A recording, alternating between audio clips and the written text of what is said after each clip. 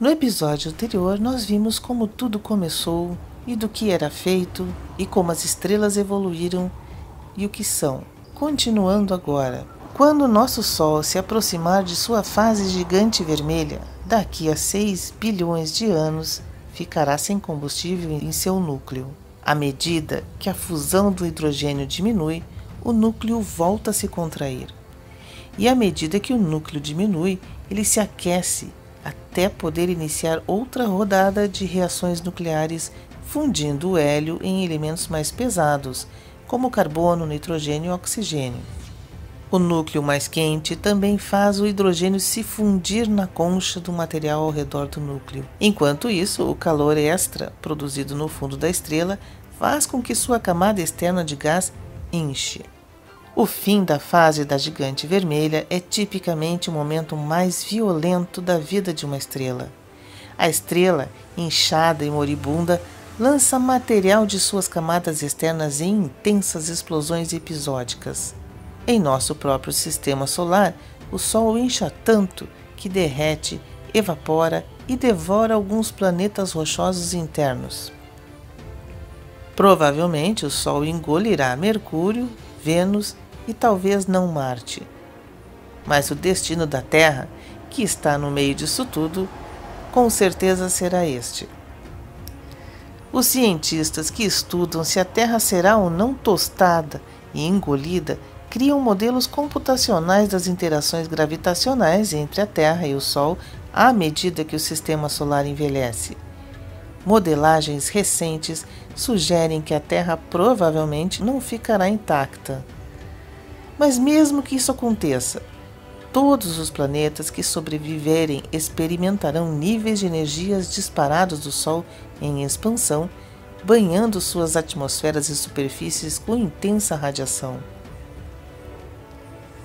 Todos nós certamente já não estaremos mais aqui. A Terra não será habitável e a única chance de sobrevivência seria uma civilização avançada a migrar para um novo lar planetário. Essa é a ideia. As órbitas dos planetas também podem se tornar instáveis. À medida que a gigante vermelha perder massa, a força gravitacional dessa estrela em seus planetas se torna muito mais fraca. Assim, suas órbitas tendem a se expandir. Em nosso próprio sistema solar, o Sol emitirá cerca de metade de sua massa, de modo que as órbitas dos planetas exteriores se desviarão, estabelecendo-se 2 vezes mais longe do que estão hoje. Netuno, a 30 vezes a distância da Terra-Sol, acabará subindo para cerca de 60 vezes a distância Terra-Sol. Chegando ao fim de sua vida de queima de combustível, o Sol se tornará muito mais brilhante e maior. Ele crescerá em diâmetro que poderá encher o céu inteiro da superfície de um planeta sobrevivente. De 11 a 13 bilhões de anos, o cenário é o seguinte: quando o núcleo da ex-gigante vermelha esgota todo o seu combustível e libera todo o gás que pode, a cinza densa estelar restante é chamada de anã branca. A anã branca é considerada morta porque os átomos dentro dela não se fundem mais para fornecer energia à estrela. Mas ainda brilha, porque está muito quente. Eventualmente esfriará e desaparecerá de vista. O nosso Sol chegará a essa morte daqui a aproximadamente 8 bilhões de anos. Observações de cinturões de poeira empoeirados em torno de anãs brancas sugerem que planetas gigantes podem manter pequenos corpos em órbita em torno de uma anã branca e até arremessá-los para dentro para serem mastigadas pela estrela morta. Essa ideia se enraizou por causa de uma variedade de elementos pesados detectados na atmosfera de anãs brancas, tão pesados que deveriam ter afundado na densa estrela morta há muito tempo. Quase todas as estrelas do universo acabam passando por uma transição de gigante vermelha para anã branca, embora as estrelas de massa extremamente baixa demorem mais do que a idade atual do universo para chegar lá. No entanto, se uma estrela for extremamente massiva, ela poderá seguir um caminho diferente, expandindo-se para uma estrela supergigante e, finalmente, explodindo como uma supernova. Estrelas supergigantes contêm muitas camadas de diferentes tipos de átomos se fundindo, criando uma enorme produção de energia. Até o momento, nenhum planeta foi encontrado em torno de estrelas supergigantes que explodirão um dia. Isso não significa que eles não estejam lá, no entanto. Estrelas supergigantes são muito raras e tão brilhantes que superariam em muito qualquer corpo em órbita. É possível que nossa tecnologia ainda não esteja avançada o suficiente para encontrar seus planetas. Supergigantes podem ser passageiros, mas suas explosões desempenham um papel importante nessa história. A onda de choque da supernova pode desencadear a formação de novas estrelas, gerando novas vidas após a morte. Em 1917, o astrônomo Adrian van Maanen descobriu o que parecia ser uma estrela fraca e em movimento rápido. No mesmo ano, Walter Sidney Adams capturou o espectro da estrela, uma impressão digital química. Mal sabiam eles que haviam capturado a primeira evidência de uma anã branca cercada por detritos planetários e talvez até a primeira indicação da existência de exoplanetas. Planetas podem nascer em uma supernova? Sim. A explosão inimaginavelmente violenta de uma supernova pode desencadear uma nova geração de estrelas além de planetas. De fato, os primeiros planetas já descobertos fora do nosso sistema solar estão orbitando um pulsar, o restante esmagadoramente denso de uma supernova que gira e pulsa como um farol. Trata-se do PSR B1257-12, descoberto com um radiotelescópio de Arecibo em Porto Rico em 1992. Ele abriga 3 planetas. Esses planetas não teriam sobrevivido à explosão de sua estrela, portanto, eles devem ter sido criados depois que os detritos formaram uma nuvem rodopiante de gás e poeira ao redor do pulsar.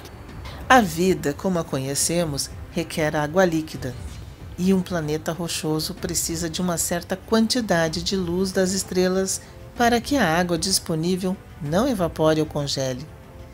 Se os cientistas souberem o suficiente sobre uma estrela e seu planeta, eles podem calcular se o planeta poderia realmente abrigar água líquida, o que significa que a estrela estaria numa zona habitável. Mas a habitabilidade dos planetas muda à medida que uma estrela envelhece. Um estudo de 2016, liderado por Ramsés Ramírez, da Universidade Cornell, analisou estrelas diferentes e previu o que aconteceria com seus planetas ao longo do tempo. Os planetas congelados, frios demais para abrigar água líquida, quando a estrela se assemelha ao Sol atual, podem derreter quando a estrela se expande para uma gigante vermelha, porque receberão muito mais energia térmica.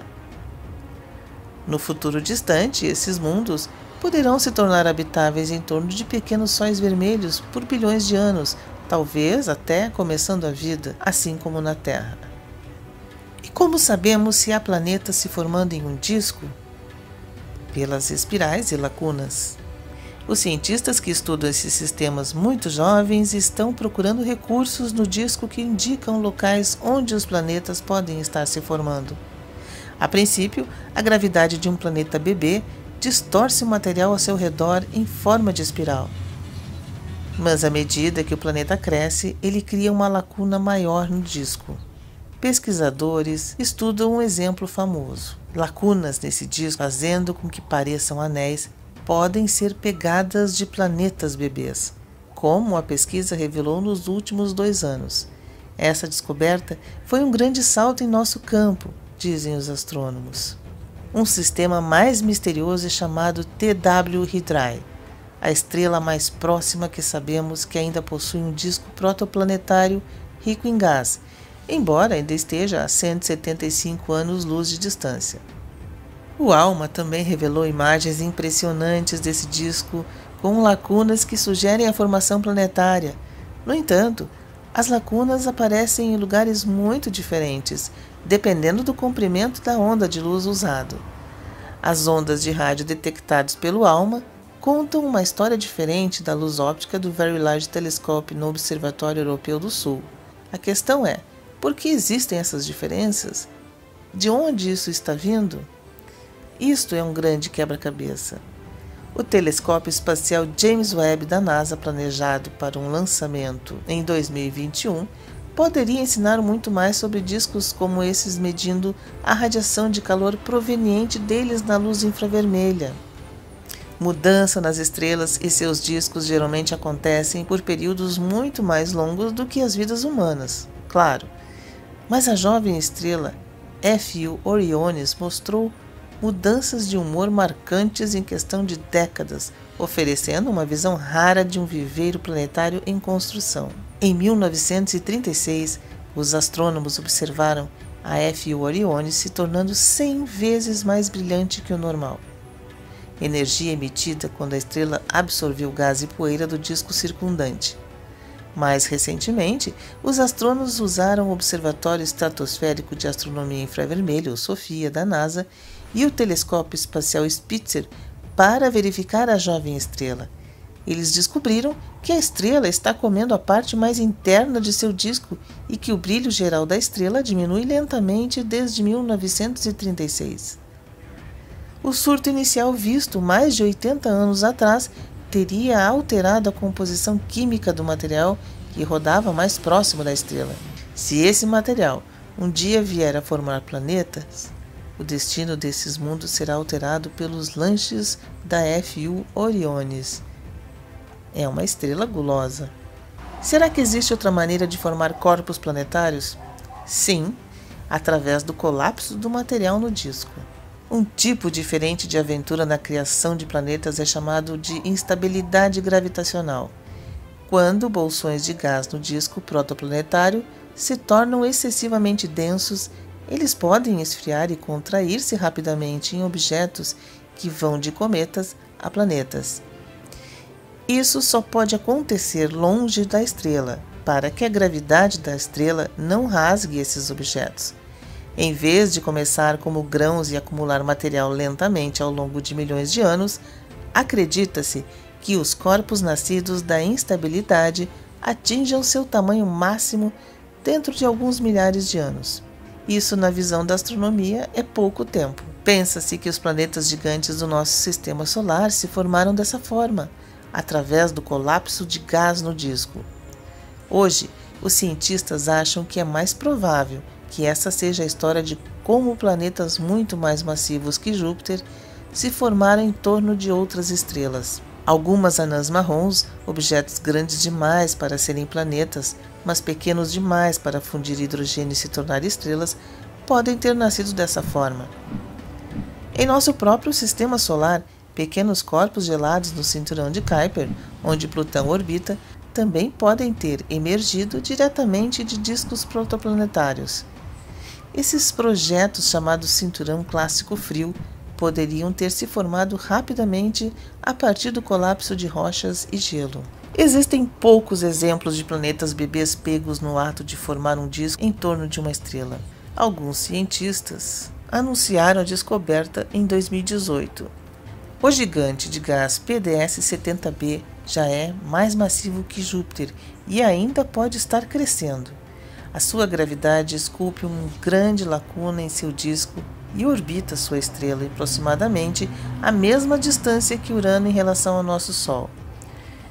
Como o material continua a cair no PDS-70b a partir do disco, liberando energia, o jovem PDS-70b é mais quente do que qualquer planeta em nosso sistema solar, algo em torno de 1000 graus Celsius. O sistema PDS-70 tem 5 milhões de anos, pouco mais de 0,1% da idade da Terra. Embora o planeta seja, em certo sentido, recém-nascido, os cientistas pensam nele mais como uma criança de 14 anos. Não está totalmente adulto. Ainda é um pouco selvagem, mas está começando a amadurecer.